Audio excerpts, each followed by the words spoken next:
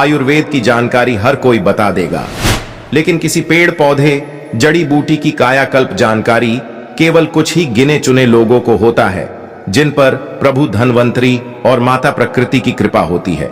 दोस्तों, कहते हैं ढूंढने से भगवान मिल जाता है, लेकिन भगवान उन्हीं को मिल पाता है जो सच्चे दिल से पूर्ण समर्पण के साथ खोजे।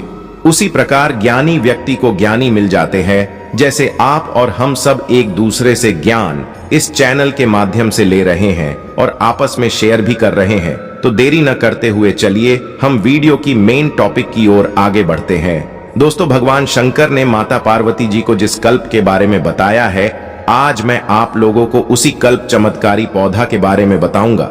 भगवान शंकर ने स्वयं जड़ी बूटी को माता पार्वती और अपने स्वरूप बताए हैं, क्योंकि दोस्तों पेड़ पौधे जड़ी बूटी भगवान भोलेनाथ और माता पार्वती जी के भांति ही मनुष्य की प्राणों की रक्षा करते हैं, मनुष्य के रोगों को दूर करते हैं।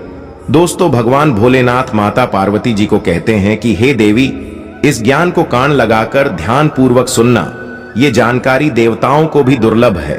हे पार्वती, इस गुप्त ज्ञान की जानकर्ता देवराज इंद्र को भी पराजित कर सकता है, अपने उम्र को रोक सकता है, इच्छा अनुसार कहीं भी वायु वेग से विचरण कर सकता है, अपने शरीर की कायाकल्प कर सकता है, अपने हितैषी और कुटुंबजनों की शारीरिक समस्या को चुटकियों में दूर कर सकता है। हे पार्वती, इस ज्ञान की जानकर्ता स्वयं अमृत तक बनाने में समर्थवान हो जाते हैं। भगवान भोलेनाथ माता पार्वती को इस जड़ी बूटी की प्रशंसा करते हुए थकते नहीं और आगे भी उन्हें कहते हैं कि हे देवी, इस दिव्य कायाकल्प बूटी से मनुष्य चाहे तो मेरे जैसे जन्म मरण से मुक्त हो सकते हैं, इंद्र जैसा बलशाली और सूर्य जैसा अलौकिक तेजवान बन सकता है।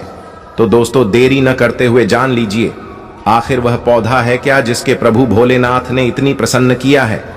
दोस्तों, वह कोई और पौधा या जड़ी बूटी नहीं, बल्कि हमारे घरों के आसपास में पाए जाने वाले पौधा अपराजिता है। दोस्तों, एक खास बात जान लीजिए, सृष्टि के प्रारंभ में ब्रह्मदेव ने प्रभु भोलेनाथ और माता प्रकृति की आज्ञा से सर्वप्रथम इसी पौधे को उत्पन्न किया। दोस्तों, वीडियो को छोड़कर मत जाना, सारा ज्ञान तो अब मिलने वाला है। दोस्तों, अब इस पौधे का नाम बता दिया हूं, तो इस पौधे के और नाम भी जान लीजिए, जिससे आपको पहचान करने में आसान हो। दोस्तों, इस पौधे को कई जगह कोयल, कारिजात, विष्णुकांता तथा इसे लक्ष्मी प्रिया भी कहते हैं। इसे अंग्रेजी में ब्लूबेल वाइन, कॉर्डोफन और डार्विन मटर के नाम से भी जाना जाता है। इसे देवताओं की भाषा में गिरिकर्णिका कहा जाता है। दोस्तों, वैसे तो ये 3 प्रकार के होते हैं, सफेद, नीला और काला, लेकिन मुख्यतः इसके 2 प्रकार सफेद और नीला बहु उपयोगी और कल्याणकारी माना जाता है। भगवान भोलेनाथ ने इसके सफेद पुष्प वाले पौधा के अलौकिक फायदे को, चमत्कारी प्रभाव को माता पार्वती जी को बताए हैं। तो दोस्तों, आप भी इस जानकारी को ध्यान से मन लगाकर सुनना। भगवान शिव जी इसके सफेद पौधा के अलौकिक प्रभाव बताते हुए कहते हैं कि हे पार्वती, ज्ञानी मनुष्य को पुष्य अथवा हस्त नक्षत्र में या सूर्य अथवा चंद्र ग्रहण में इस पौधे के पुष्प और जड़ को एकत्रित कर लेना चाहिए तथा समय आने पर इसका उपयोग करे। आइए जानते हैं। इस श्लोक के माध्यम से अंगस्योद्वर्तनम कृत्वा स्वयोन्याम वापि लेपयेत भूयान सस्तेन जीवंती यावज्जीवम न संशयः। भगवान शिव कहते हैं, इसके पुष्प और पंचांग का उबटन करने से मनुष्य के शरीर वज्र के समान हो जाता है, वह मनुष्य अधिक काल तक जीता है। उसी प्रकार कोई स्त्री इसके पुष्प का उबटन योनि में लेप करे तो चीर यौवन को प्राप्त कर अधिक काल तक जीता है, इसमें संदेह नहीं है। किंतु इसे सिद्ध करने का मंत्र भी है, तब यह सारे लाभ देगा। मंत्र बहुत छोटा है, वीडियो के आखिरी में बताऊंगा, उससे पहले इसके और फायदा को भी जान लीजिए। प्रभु भोलेनाथ जी इस पौधे का प्रभाव बताते हुए इस श्लोक में कहते हैं कि हे पार्वती जी, ललाटे तिलकम कृत्वा यम यम पश्यति मानव दृष्टमात्रेण दुष्टोपि कुर्यादाज्ञाम स्वदासवत्। इस श्लोक में भगवान शिव जी कहते हैं कि हे पार्वती, कृष्ण पक्ष के अष्टमी या चतुर्दशी तिथि को मनुष्य अगर कसाव रहित श्वेत वस्त्र धारण करके मेरे शिवलिंग के समीप या मेरे शिवालय में जाकर मेरे पूजा करे, फिर इसके पुष्प को घी में मिलाकर एक गुटिका बना ले गुटिका का मतलब गोली होता है दोस्तों। फिर गुटिका को धूप में सुखा देवे। फिर जब प्रयोग करना हो तो कृष्ण पक्ष के अष्टमी या चतुर्दशी तिथि को इसके गुटिका को खिसकर मस्तक पर तिलक लगाना चाहिए। इसके तिलक लगाकर मनुष्य जिस किसी को देखेगा वह मनुष्य दास बन जाता है।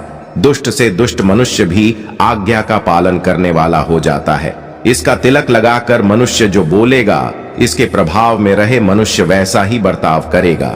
हे देवी, इस ज्ञान को किसी को नहीं बताना चाहिए, किंतु मैं आपको बता दिया हूं। ज्ञानी जन इस ज्ञान को छिपाकर रखते हैं और इस ज्ञान को छिपाकर रखने में ही भलाई है। दोस्तों, आपसे भी निवेदन है, इस जानकारी को कृपया गुप्त रखने का प्रयास करें। भगवान भोलेनाथ इस पौधे का और भी लाभ बताते हुए कहते हैं कि इसके जड़ को मुख में धारण करके शत्रु के पास जाने से शत्रु भी वश में हो जाता है। प्राचीन समय में मनुष्य जब युद्ध होता था तो इसके जड़ को मुख में धारण करके शत्रु सैन्य को मोह लेता था, अर्थात वश में कर लेता था। अब आइए इसके आयुर्वेदिक लाभ जानते हैं। फिर मैं इस पौधे को जागृत करने वाला सिद्ध मंत्र बताऊंगा, जो मंत्र भोलेनाथ ने पार्वती जी को बताया था। दोस्तों, इस अपराजिता के फायदे आयुर्वेद में अनेक है। आयुर्वेद के विशेषज्ञों के अनुसार इसके फूलों से बीजों को निकालकर अवलेह बना ले तो यह पेचिश को मात्र 3 दिनों में ठीक कर देती है। अभी रुकिए, इसका विशेष गुण है कि यह शराब की मात्रा ज्यादा लेने से लीवर बढ़ गया हो और लीवर में सूजन आ गई हो तो एक एक चम्मच 7 दिन लेने से लीवर की सूजन पूरी तरह समाप्त हो जाती है। और उससे भी बड़ी बात यह है कि बड़ा हुआ लीवर सिकुड़कर वापस सही स्थिति में आ जाता है। इसके पत्तों को पीसकर मूत्र नली के ऊपर लगाने से रुका हुआ पेशाब बाहर निकल जाता है। यदि मूत्र नली में पत्थरी के टुकड़े हो तो मात्र 3 घंटे में यह दवा उस पत्थरी को समाप्त कर देती है। इसकी जड़ को पीसकर फंकी की तरह लेने से नेत्रों की ज्योति बढ़ जाती है और चाहे कितने ही वर्षों से चश्मा पहना हो वह चश्मा उतर जाता है। इसके अलावा इसके बीज यकृत, प्लीहा, जलोदर और पेट के कीड़े, आमाशय में दाह, कफ, सूजन, स्त्रियों के रोग और क्षय रोग आदि में तुरंत और आश्चर्यजनक फायदा पहुंचाता है। वीडियो को कृपया आधा बीच में छोड़कर मत जाएगा।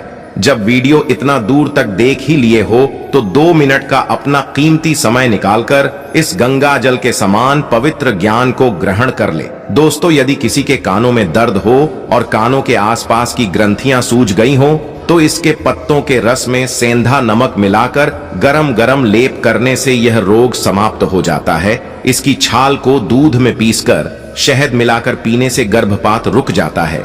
इसके बीजों को पीसकर लेप करने से अंडकोश की सूजन समाप्त हो जाती है। दोस्तों, ये थे इसके आयुर्वेदिक फायदे। अब इस पौधे को सिद्ध करने का मंत्र बता रहा हूं, जिसके बिना यह पौधा ओम अमृते अमृत प्रभे सर्व सिद्धेश्वरी अमित प्रभे स्वाहा। भगवान शिव कहते हैं, इति मंत्रेण सतधाभिमंत्रितम कृत्वा यथोक्तम उपयोजयेत, अर्थात इस मंत्र को 7 बार पढ़कर ही इस पौधे को लाना तथा प्रयोग करते समय भी कम से कम 7 बार यह मंत्र अवश्य बोलना चाहिए।